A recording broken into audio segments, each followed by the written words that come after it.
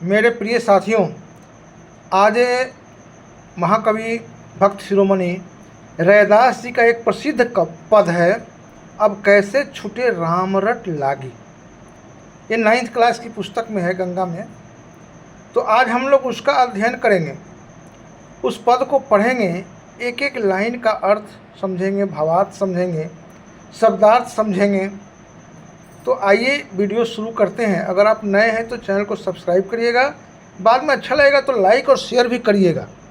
अब देखिए, कवि संत शिरोमणि रैदास जी कहते हैं, अब कैसे छूटे राम रट लागी।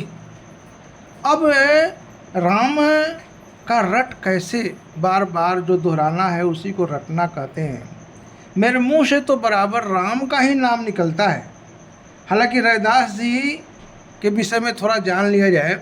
रैदास जी का जन्म काशी में हुआ था, काशी में माना जाता है। कब हुआ था विद्वानों में मतभेद है, लेकिन वे रामानंद जी के शिष्य थे और वे जाति से चर्मकार थे, और लेकिन उस समय के बहुत पहुँचे हुए भक्त शिरोमणि थे। वे निर्गुण भक्ति धारा के संत कवि माने जाते हैं। अब निर्गुण संत जो कवि हैं उनका राम अलग है। कबीरदास जी भी निर्गुण संत हैं और वे लिखते हैं, दशरथ सुत तिहु लोक बखाना, राम नाम का मरम है आना। हमारे राम अन्य है, ये दशरथ के पुत्र राम नहीं है, वह राम है जो घट घट में व्याप्त है, निर्गुण है, निराकार है। रैदास जी के भी राम निर्गुण निराकार हैं। और वे कहते हैं इस पद में, अब राम का नाम कैसे छूटेगा मेरे मन से, कैसे निकलेगा, अब कैसे छूटी राम रट लागे। अब राम नाम का जो रटना है, जो जपना है, वो मेरे मन से कभी निकल नहीं सकता है, कभी छूट नहीं सकता है। आगे कहते हैं, प्रभु जी तुम चंदन हम पाने, जाकी अंग अंग बास समाने। क्यों? भक्त रैदास जी अपने प्रभु श्री राम में एकदम घुल मिल गए, ऐसे घुल मिल गए हैं जैसे चंदन में पानी मिल जाता है। और पानी में जब चंदन मिल जाता है और चंदन में पानी, तो चंदन के संपर्क में आने से पानी भी सुवासित हो जाता है, सुगंधित हो जाता है। तो भक्त जब भगवान के संपर्क में आता है तो उसके भी दोष गुण में बदल जाते हैं। आत्मा और परमात्मा का मिलन जब हो जाता है तो आत्मा परमात्मा एक हो जाता है। रैदास जी कहते हैं, प्रभु जी तुम चंदन हो, मैं पानी हूँ, लेकिन तुमसे मिल जाने के बाद मैं एकदम बिल्कुल अपने भगवान में घुल मिल गया हूँ। पानी की तरह, जैसे पानी चंदन में घुल मिल जाता है और सुगंधित हो जाता है। दूसरी पंक्ति है, प्रभु जी तुम घन बन हम मोरा। घन माने बादल, घन माने बादल, घन माने बादल। अब मोर माने, मोरा माने मोर पक्षी, जो बादल को देख करके बहुत पुलकित हो जाता है, बहुत खुश हो जाता है। और जंगल में जब मोर जब काले काले बादलों को देखता है ना, तो खुशी से नाचने लगता है। उसी तरह से भगवान को देख करके भक्त मोर की तरह खुश हो जाता है।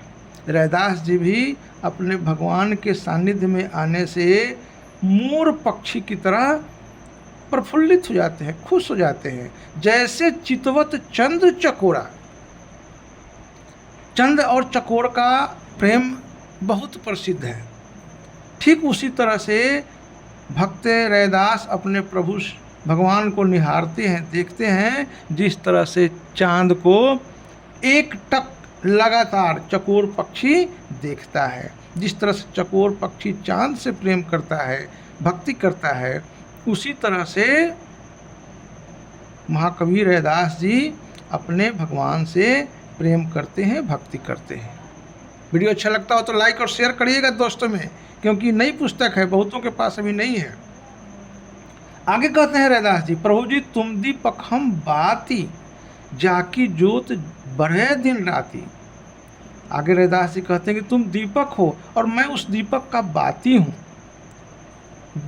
भक्त जल करके, तप करके और ज्योति फैलाता है संसार में, भक्ति में तपता है और फिर ज्योति फैलाता है। प्रभु जी तुम मोती हम धागा, बिना धागे के मोती की कल्पना नहीं की जा सकती है, बिना धागा का मोती नहीं बन सकता है। जैसे सोनहि मिलत सुहागा, अब भगवान जी सुहागा है, सोना भक्त है। जब सुहागा नामक पदार्थ मिल जाता है सोने से तो उसकी चमक बढ़ जाती है। उसी तरह से भक्त के मिलने से भगवान को जब भक्त मिल जाता है तो भक्त की भी चमक बढ़ जाती है। अंत में कहते हैं रैदास जी, प्रभु जी तुम स्वामी हम दासा।